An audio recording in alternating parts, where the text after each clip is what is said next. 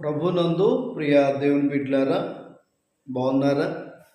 ఈ ఉదయకాల సమయం ఈ రీతిగా మీతో కలిసి ప్రార్థించడానికి అనుదిన ప్రార్థన కార్యక్రమాన్ని మీతో పంచుకోవడానికి కృప చూపిన దేవునికి మహిమ కలుగును గాక. లేచారా? ప్రార్థన చేసుకుంటున్నారా?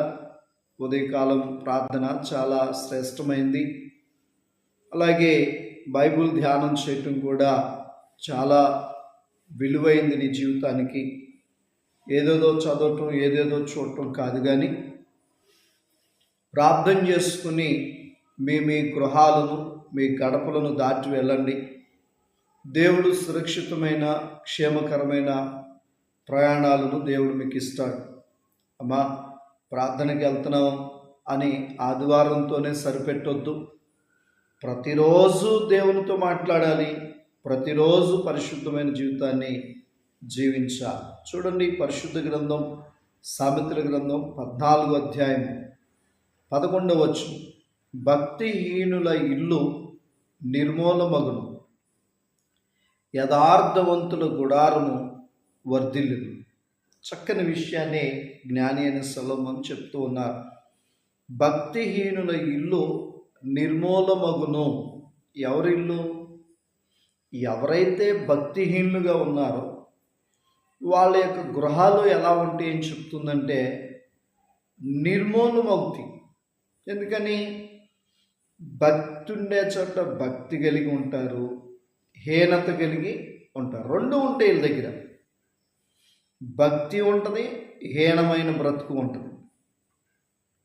మరి ఇలాంటి భక్తిహీనులైనటువంటి వారి గృహాలు ఎలా ఉంటాయంటే నిర్మూలమవుతాయి. నిర్మూలంగా అక్కడ పాడైపోతాయి, నిర్మానుష్యంగా పతనమైపోతాయి. కారణం ఏంటి అని అంటే వాళ్ళు భక్తిహీనులుగా ఉన్నారు. ఎలా ఉన్నారు? భక్తిహీనులుగా ఉన్నారు. చూడండి, పరిశుద్ధ గ్రంథంలో చూసినప్పుడు భక్తిహీనులు చాలామంది కనపడతారు.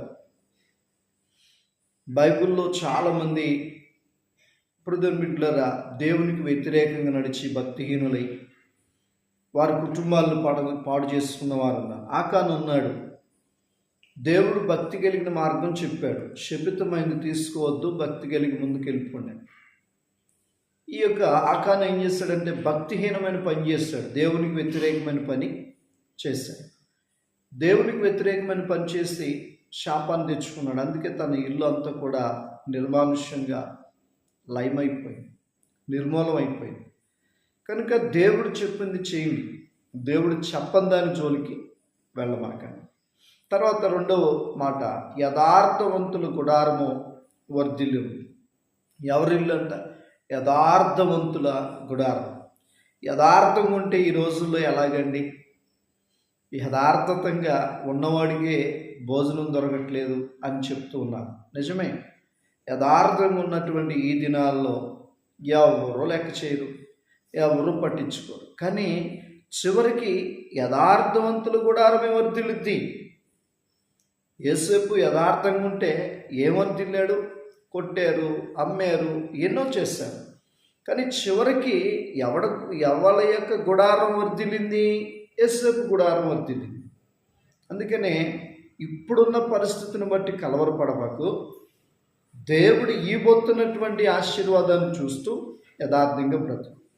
ప్రార్థన చేస్తున్నాం. పరిశుద్ధుడా, ప్రేమ కలిగిన దేవా, నీ పరిశుద్ధమైన ఘనమైన నామాన్ని బట్టి వందనాలు, స్తోత్రాలు. ఈ ఉదయకాల సమయంలో ఈ రీతిగా ప్రార్థన చేయడానికి ఇచ్చిన అనుమతిని బట్టి వందనాలు దేవా. చాలామంది ప్రయాణాలు చేస్తున్నారు, చాలామంది హాస్పిటల్లో బాధపడుతున్నారు, చాలామంది అప్పుల చేత బాధపడుతున్నారు, చాలామంది అయా తెలియని రోగాల చేత కలవరపడుతున్నారు. అందరినీ బాగు చేయండి. అందరినీ యథార్థవంతులుగా మార్చి వాళ్ళ యొక్క గుడారాలను వర్ధిల్లపరిచేయండి. ఎవరైనా భక్తిహీనులు ఉంటే వాళ్ళ మార్గాలు మార్చి మహిమ తెచ్చుకోమని యేసుక్రీస్తు నామములో ఈ మనవులను అడిగి పొందినాము తండ్రి, amen. God bless you. Thank you all.